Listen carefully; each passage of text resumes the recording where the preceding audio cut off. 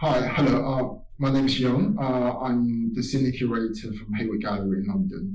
Um, just on behalf of Haegue, I want to welcome you and thank you so much for coming. I know today has been a very busy day for many people, and I think the traffic's been horrendous as well. So thank you for being able to join us. This is going to be quite casual. I think we were hoping that we could actually really have a conversation here today. And I think before we go into that as well, I want to sort of give you a little bit of context why we're doing this talk. Of course, Haegue has a show here at Haegue, but the reason why I'm here is more the fact that we are doing a show with Haegue in London at Hayward next year, which will open October next year. So I'm hoping that you'll be able to come and see that show with us as well. So I think we're going to start the talk with, or the conversation with Sardong 30, which is a work that Haegue, well, your first solo exhibition in Seoul actually, and for me is almost this mystical thing that I've never seen but I've heard so much about, and I've always been very fascinated by the project, and I think we wanted to use this as an introduction to this conversation because it's one of the very important inspirations for her current exhibition here at Haegue. So maybe you can talk.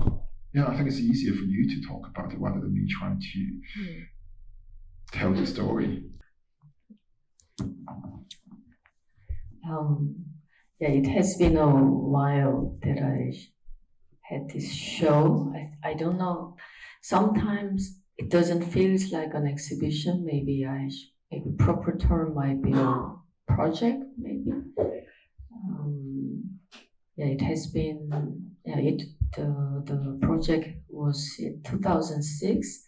And the title of the project is the address of this house, what you see on the slide. And as you see, it was a residential house which was not in use for about 8 years when I entered. I burst into the gate. Yeah, I think it's quite important to mention the fact that this was your grandmother's house as well, and the fact that it was abandoned for, like you said, for about 8 years before you burst into it. And I think we sort of talked a lot about how difficult it was to actually pull together this exhibition or project. I think in relation to the show here, I think maybe we can have a look at some of the other slices. Just to give you a context of the space as well. I think meanwhile, let's say, cool in quotation mark about the fact that it used to be my grandmother's house on my mother's side, where I spent a lot of time in my youth.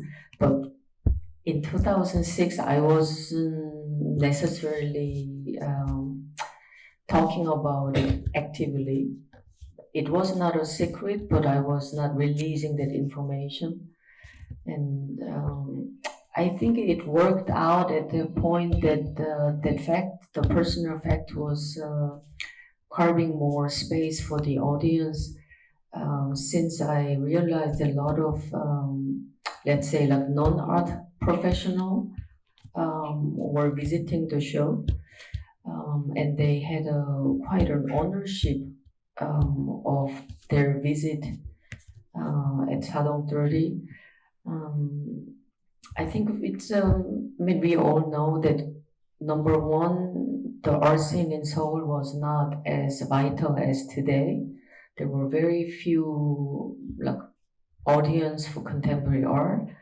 And for some reason, this exhibition was talked around on internet, so random people got to know about it and they came to see. And just the last fact that how do I know that whether they were art professional or non-art professional is through the note they left on the so-called guest book. I left the book that people could leave some notes. So that was how I guessed those facts. Yeah, I think for me, what's actually very interesting about this project is the fact that I think a lot of the forms and materials that you're known for today actually kind of, at least from my point of view, started from this project. And I think the other thing that we talked about yesterday, which was electricity. And I think, when you first told me how that you had to, like, the house apparently wasn't even registered with the local government anymore because it was abandoned for so long, and you had to go through all the bureaucratic sort of processes in order to actually re-establish certain utilities and put it on the address and all that kind of thing again.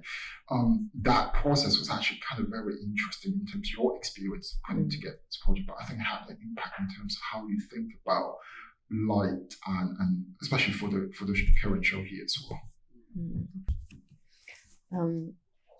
Yes, maybe I start with the accessibility of the house, and then maybe I move to electricity and the water supply, and then maybe lastly the materiality and the body of works. First of all, the accessibility, that in fact that one could say Chadong 30 was an exhibition outside of the institutional framework. There was no security, no guard. There was only a lock with the number which was distributed through 500 pieces of postcard. So when you have received the postcard, there was a map of the house, and then the key for the number lock. So that's how each of you could enter the house. And when you leave the house, you should also lock by yourself. So there was no one who would protect artwork or guarding the house as an exhibition site. And secondly, the electricity. So, in order to work in that house, I thought I should have a water supply as well as electricity. And as Jung already mentioned, it was quite a long journey to reconnect electricity, because I think it was the period of time where Korea went digital. And obviously, this house just dropped in the process of registering in digital service, like civil service. So I had to prove what relationship I have to the owner of the house, etc. So it was an interesting process of getting to know the bureaucracy, the urban, in a bit exaggerated manner, maybe urban organization in an authoritative way. But also I got to know a lot of unwanted family stories through this process. So it was both personal and maybe social experience. And to make it short, I succeeded electricity and I failed to reconnect water supply. So the electricity lit the house meant metaphorically on a kind of starting point next to the cleaning process. In terms of body of works and its materiality, there are some elements that appeared in this project which became kind of steady and almost even a signature material, one could say today. Starting with maybe origami object, like paper folding. The folding is a methodology, but also the fold and unfold as a series of movement on a mechanism to create a space and unlearn that space. And another example would be the drying rack. I mean, we all know the drying rack as a domestic functional object, and it also has a mechanism, a very simple mechanism of fold and unfold. And in this case, this was a kind of mother piece of a series of sculpture that later became quite a big series and significant body of work called the non-foldings, and this is the mother piece. So the simple explanation would be that I wrapped the drying rack, that it became it obtained a body, like it obtained the muscle and the shape and the let's say the pose. So you kind of freeze the movement, but what it emerges is the character, the figure, and maybe something anthropomorphic. So I worked with different types of drying rack multiple times later, and as it was already mentioned, the light itself is a materiality, but also significant like evidence of like some kind of activation. Maybe if I exaggerate, maybe the sign of living. I think the same goes for the laundry. It's some traces of some household, etc. So these are, and lastly, the mirror, because it has something to do with the accessibility, that many corners of the house was too fragile to walk in, to get near. So I installed many mirror pieces that you could see certain angle without properly entering the spaces. I think what was quite interesting. You were saying that it's, freezing or something. I mean, this is sort of like the state of the house. It's kind of frozen in a certain way, and the fact that you were kind of embracing that, right? Like you went in and you had to clean out, you said, because it's actually filled with rubbish, and you had to move a lot of things out. But also you had to actually, because it structurally wasn't entirely secure. So that kind of dictated quite a lot of how people could move inside the building where you were placed to work. So you were sort of embracing the state of, or traces, at least I would say, probably, with the passing of time, the remnants of that. But you're also altering that. And I think that's why I kind of stopped at this image slide as well, because you actually sort of added something else to the house to create a different space, for that as well. Maybe you can talk a little bit about that. The frozenness, like maybe the act of freeze, not the art fair freeze, like different. I think both. I think maybe we go into what to freeze, like is it like a physical movement, what you stop to operate, or is it a flow of time? I think there are multiple axes which are the object of the act of freezing. As I told you yesterday, I think I was deeply in my very philosophical phase in that years. So those kind of thinking, like the stillness or frozenness, these were a very serious topic. And for instance, like these days or last couple of years, I was keep talking about movement as a matter to discuss, but those vocabulary were not there. But the arrangement, vulnerability, the time, like those things were the topic which, funnily enough, appearing a lot in the video trilogy, which was produced almost at the same time. Let's say Video Trilogy was from 2004 to 6, and Sadong was 2006, so it coincided with the completion of the Video Trilogy, and the narration of Trilogy is almost, it could be the narration of Sadong 30 to my mind. This image, this slide, actually, I don't think it was there this morning. I think it got put in very recently. That's why I was asking you. Yeah. So do you want to talk a little bit about this as well? I think it has a lot to do with how people experienced and interacted with the project as well. This slide is one of my favorite image of the whole project. And this was shot by a friend of mine who came to visit the place.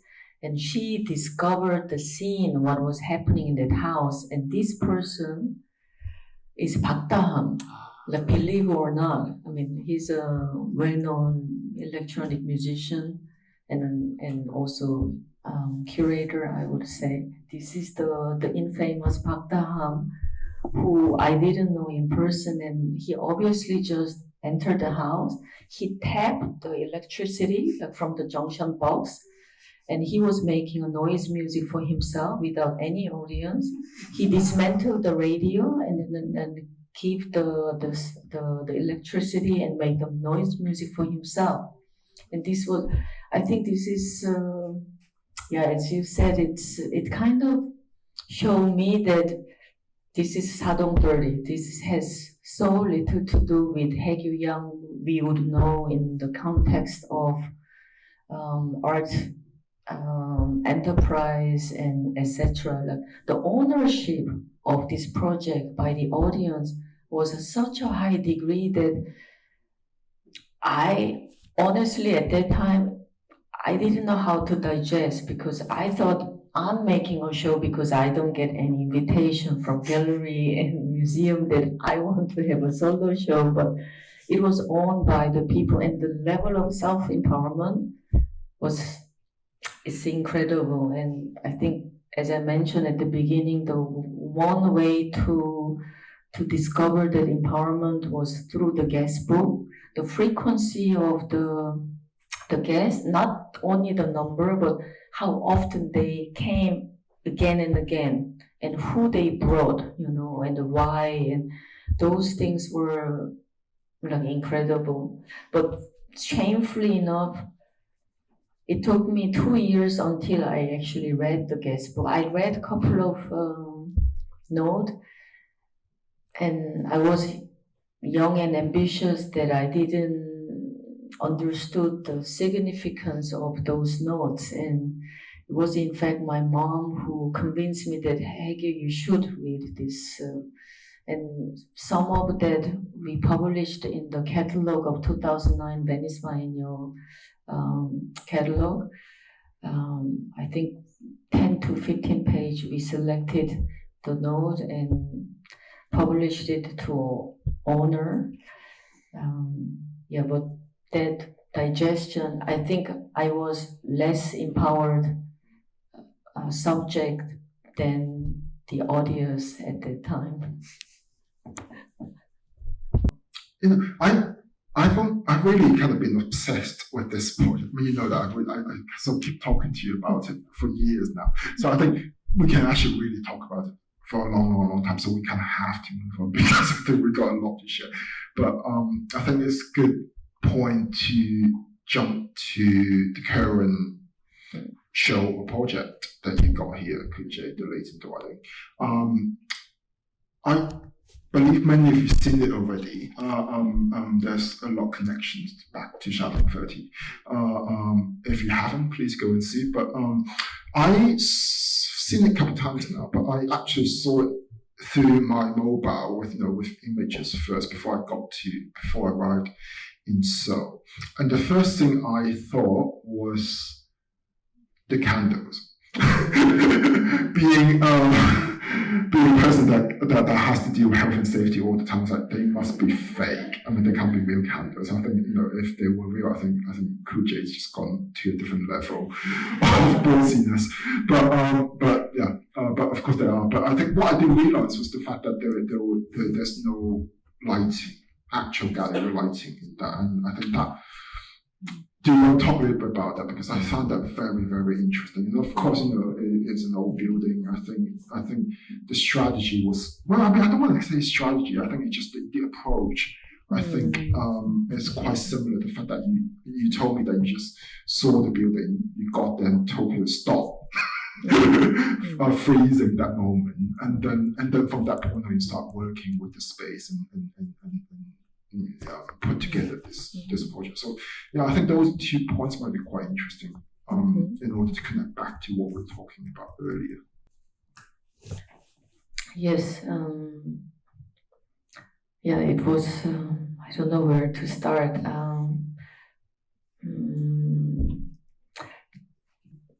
I think in one side there is a candle and daylight, and the other side is maybe the professional lighting, let's say.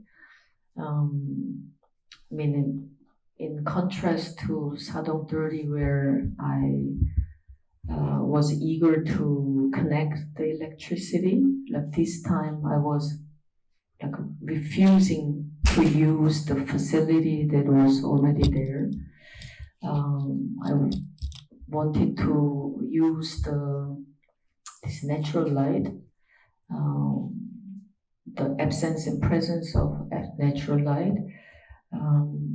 Another wish was I wanted to extend the longer opening hours, that you could really feel the absence of natural light. So there's a circulation of, sun goes up and sun goes down, and there are different degree of lighting and shadow, and it's filters, and it's we all know well the traditional Korean house has a very tiny scale, and in order to have the real bodily feeling of the house, and the part of the house is also the having the daylight coming into that house. So if I again a bit exaggerate, there is a maybe very artificial operational eagerness of how we run the art spaces. There are so many in this so-called or seemingly neutral white cube. There are so many devices. There are guards, there is electricity, there is heating and humidity control, and etc. And it's my methodology for this latent dwelling was kind of let it go thing, and that also appeared in that, again, the act of freeze, that it was in one hand like dismantling the previous function, but about to installing towards the future function.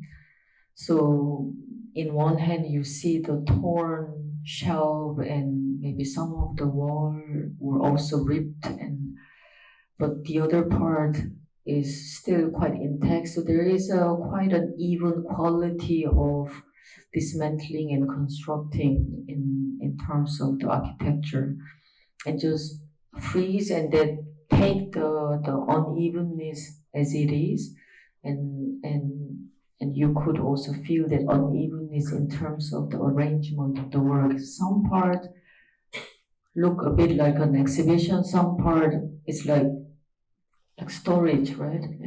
Less the display mode. And funnily enough, one of my favorite exhibition titles is Unevenly, and that's also 2006. Yeah, so of course, I mean the show, the project is called Latent Dwelling, something being dormant, and I think you told me the fact that you considered using hibernation as the title instead, actually, at one point. and she just reminded me that I had to say that. So, no, I mean that's very interesting in the sense that that there's frozen of time or being not actually not being frozen in time or off time, but actually being in time, but not actually having a lot of movement, actually just resting there. This idea of it is quite interesting. But I think also what's actually quite interesting when I saw this was the fact that you packed it. You really sort of packed out the space quite a lot. And in the way you kind of controlled again how we could move inside the space.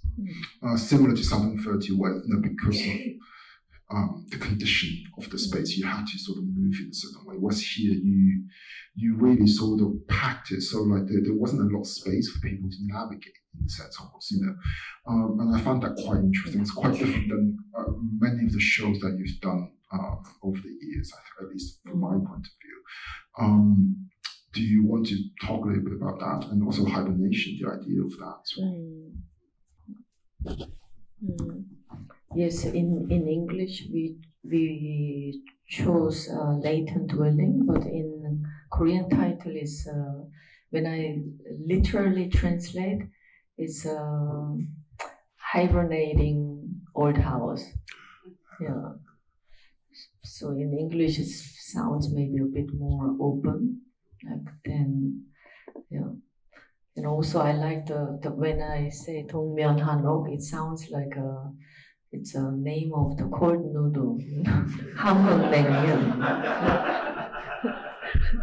It sounds a bit old fashioned. Anyway, the notion of hibernation, I think equals or resembles with the notion I was thinking about around 2006, namely potentiality. The potentiality is something that is like prior to the activation. Like we kind of sense the power or energy or ability or desire, whatever is charged, but it hasn't been unfolded fully. And I think hibernation is similar, but in a different way. There is an idea of like storing something, storing energy, but still like using, right, in a minimal way. It's not like endlessly storing and accumulating. The opposite is kind of using up, but in a slow mode. But like both actually has something to do with the control of the energy and the time, but in a very neoliberal sense. It's like neither lucrative nor effective. It's kind of resisting the both constructive and deconstructive way the mode of neoliberal idea, and I think that's the similarity, and that potentiality and unfolding is also something inherent in the storage piece we are going to talk later. So I'm not going there yet. Other similarities in the Sadong, why I found so difficult to accept the reaction of the audience was the nostalgia. People were very sentimental. Like, in the guest book, there were a lot of note about own family story, and as a again young, arrogant, eager artist, it was quite difficult to take that sentimentality as a part of your practice. You want to be conceptual, sure of conception. And the similar way here, I think people felt like, it feels like a ghosty,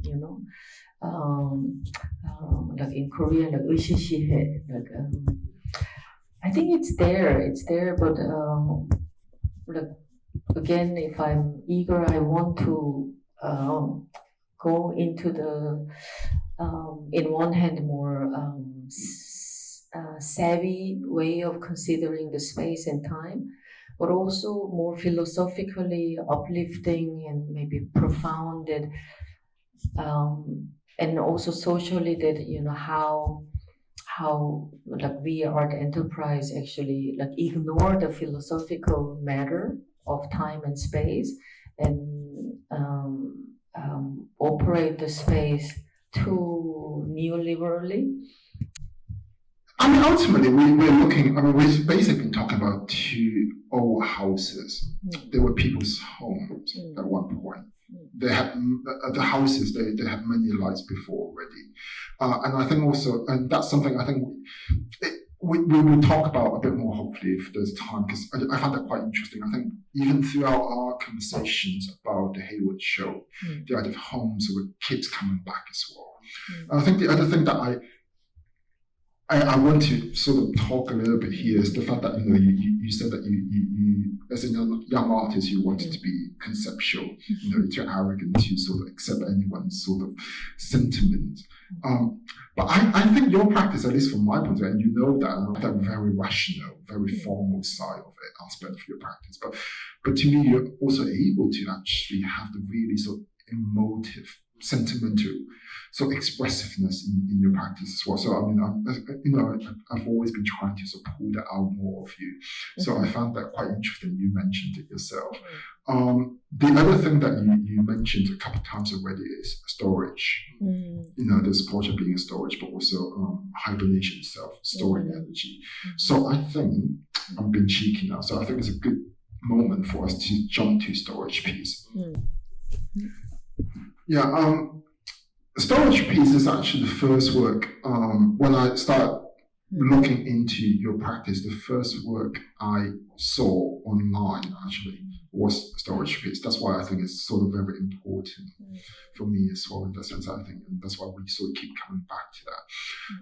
And the reason why for this slide there's the long sort of exhibition history of it is just because the work started out of necessity, really, for you. The fact that you were moving, I think, from Frankfurt, and then you were doing a residency in London or something like that, right? And you didn't have ending the residency. Yeah, ending the residency. You didn't have anywhere to put your belonging and your work, so everything had to go into storage, and then it kind of became a piece.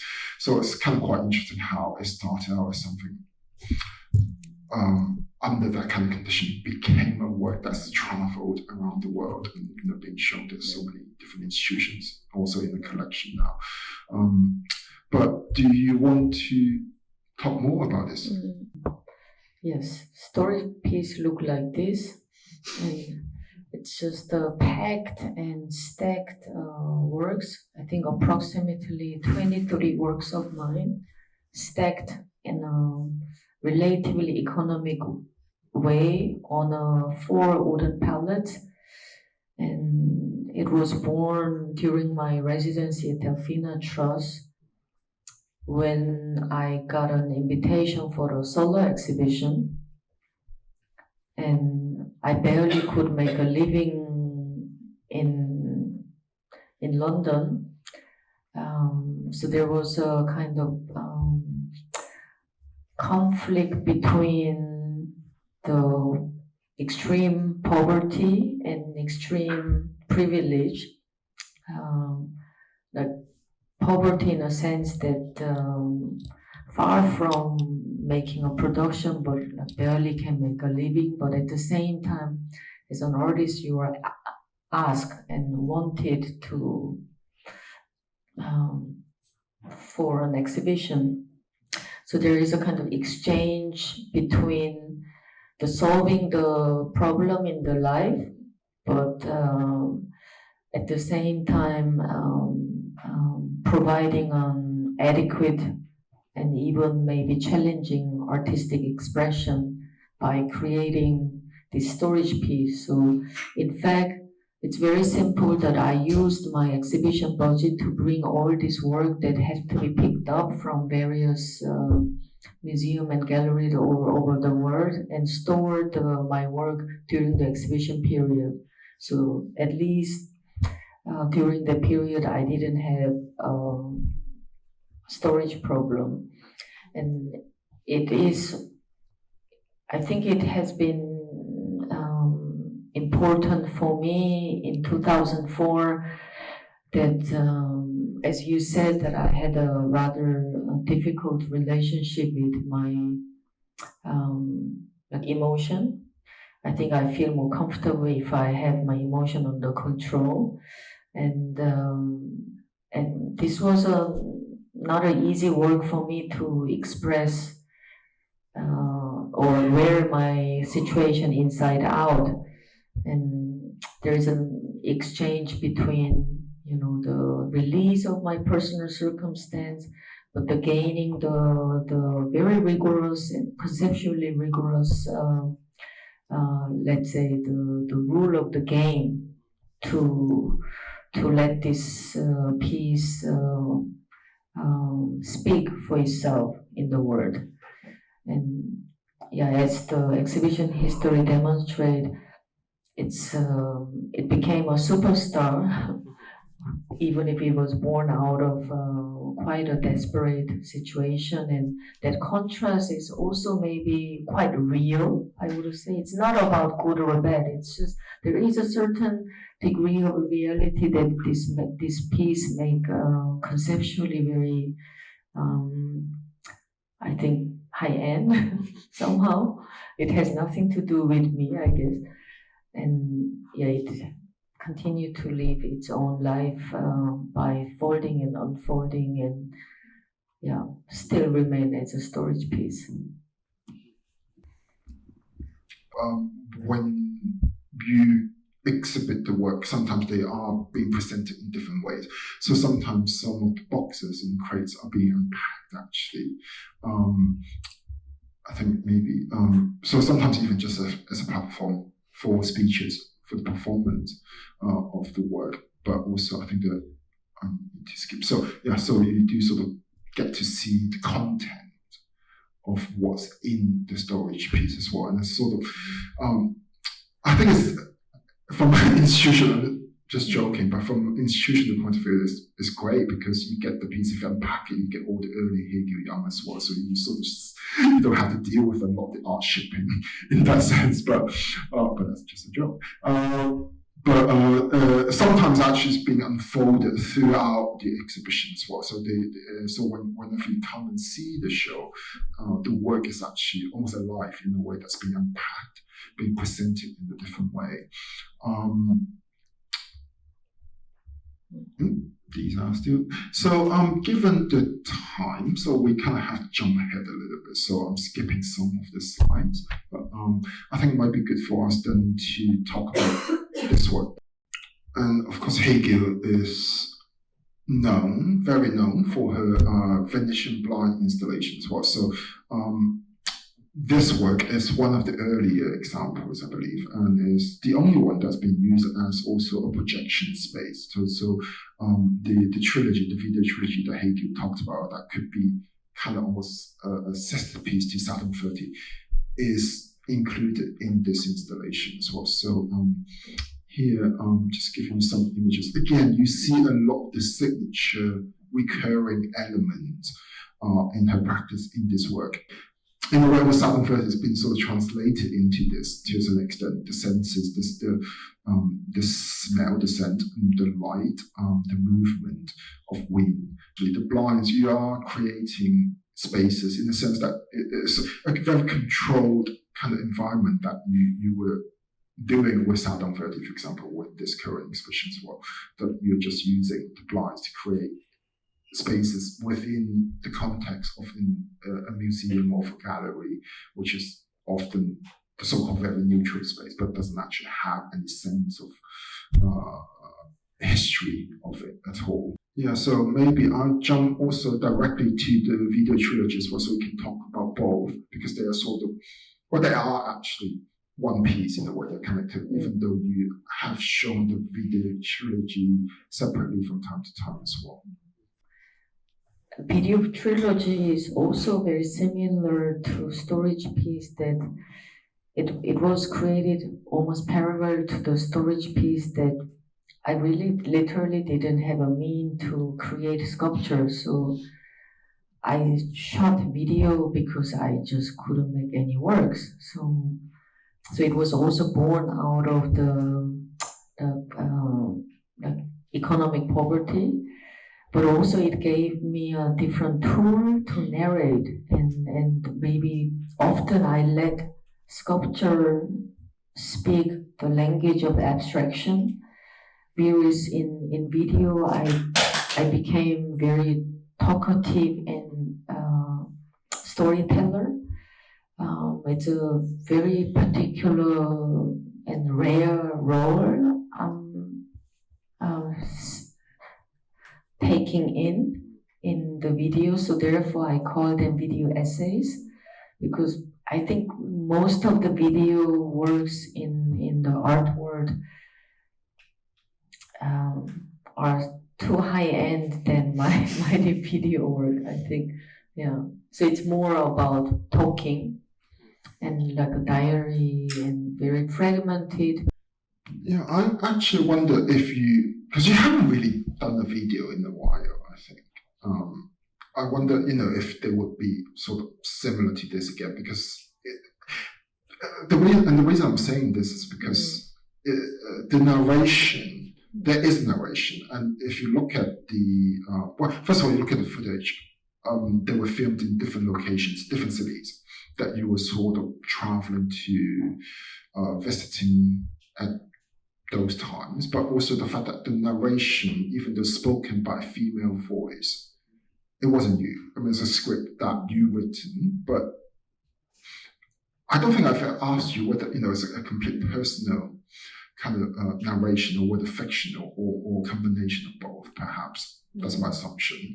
But that wasn't sort of mentioned to anyone. It's kind of somewhat hidden. That part of information is hidden. So it's again like you trying to not to actually communicate that with the audience, the very personal side of you. But it is actually again about this person kind of floating across time and places, being slightly somewhat rootless, having that kind of life and I mean, I don't want to even just say the diasporic experience, because I think it's more than that. It's actually someone that's never actually in a place for a long time and just kind of moving constantly across different places. Do you think that had a lot to do with because it was in 2004, 2006, around that time that you had that experience, which had an impact in terms of how these videos turn out to be? Do you want to sort of say a bit more about that? I'm learning from your comment that, first of all, that I was able to say already that there is a kind of mismatching between the narration and the footages. The footages are not, the narration doesn't describe the footages, and footages are quite on its own, and they are so generic that they almost have no descriptive power. Like when we encounter video work, that what you see means a lot, but it's actually the opposite. There are puddles, there are street light, there are shadows, and I don't know. There are so many scenes. I know every frame of this film by heart, but they are so generic. It is constructed in that way. Whereas the voice are so personal, very confessional. I would say it's 100% truthful. There is no ambition about being fabricating great fiction behind this narration. So in fact, it's nothing but edited notes that I gathered over many years. So, but what actually mattered to me as an artist today is actually that this non-synchronization between the narrative and the footages, and that the extreme genericness that I believe that it also created a lot of room for the ownership by the audience. I heard many dear friends who I consider as an insider, or I mean, kind of connoisseur of my work, that said that Haegue, this work is so informative to entering your world. At the same time, I hear a lot of audience who are much younger than me, who probably going through this floating phase of time, who sense a lot of like similar thing going through, that the sentiment you are describing that I shamelessly released in this narration kind of create a big space for younger minds, I think. I'm now very established and stable person, so I don't know if I ever can create this work. But so it's very genuine. I think some work I don't think I can create again.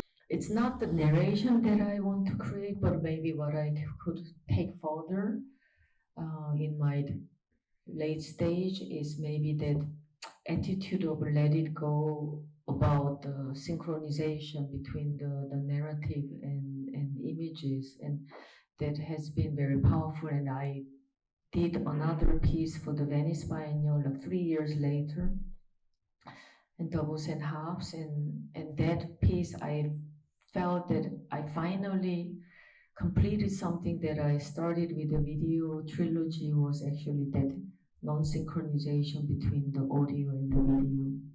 Yeah. Before that, I think we actually have more to talk about, but I think we should give you a little bit of time to ask questions. But I think one thing you wanted to mention, which is the voiceover, the actual voices of the video trilogy, because to me they're very interesting. They're definitely not Haegue. You can tell if you know Haegue, it's not her voice. So it's very specific that she chose certain friends, I think, right, or people that you knew to speak for you. In the way they became the alter ego of Haegue, yeah. But also the way they talk, I don't know whether you actually directed them to do so, because it's very flat, very monotone. I found that very interesting, the deliberateness of like removing any emotional attachment to that voice was very interesting for me. So maybe we can end on that by you saying something about. Yeah, I was looking for a certain texture of voice, but it was clear that I wanted to have someone who is not a professional voice performer. So there are amateur friends, but not close friends or friends of friends. So a bit anonymous. The first two trilogy was female, and the last one is actually male. But he has a kind of angel-like voice, so it's almost like Andrew Green. And the doubles and halves 2009 is actually a singer. She's a singer, but who studied art, and actually none of them really got a strong instruction from me. But if I need a collaboration, whether it is a book designer or a voice performer, the way how I work is I don't want to give an instruction how to do in each stage of production, but I do introduce the piece sufficiently. So there's a long introduction from me, like for instance, if I do Melody of Death, I'm not a theater director, so I cannot give a theater instruction, but I would talk about the author, I would talk about the writing, when it is written, and what philosopher mentioned about this book, from which context, and my relationship with the book, etc. That the person who I collaborate kind of is informed and can come up with own interpretation. So that's how I understand my role. So it was a similar way that I was looking for certain texture, but I was not giving necessarily so much instruction. For instance, the first one, the Helen Cho, who did the narration for the first trilogy, she's a similar age as me and a Canadian American artist. It's an instinct of them. Like I knew that there is no one else that I want to have a voice from. And the embodiment of the whole narration, I 200% trusted her, and I edited this video also like in a way so meticulously that I can even imitate her intonation. It has been an intense project for me. Yeah. All right. I think we'll end on this. I don't think unfortunately we've got time for questions either, but I think I'm sure we can sort of talk about it later together as well. So thank you so much for coming, and thank you for translating that.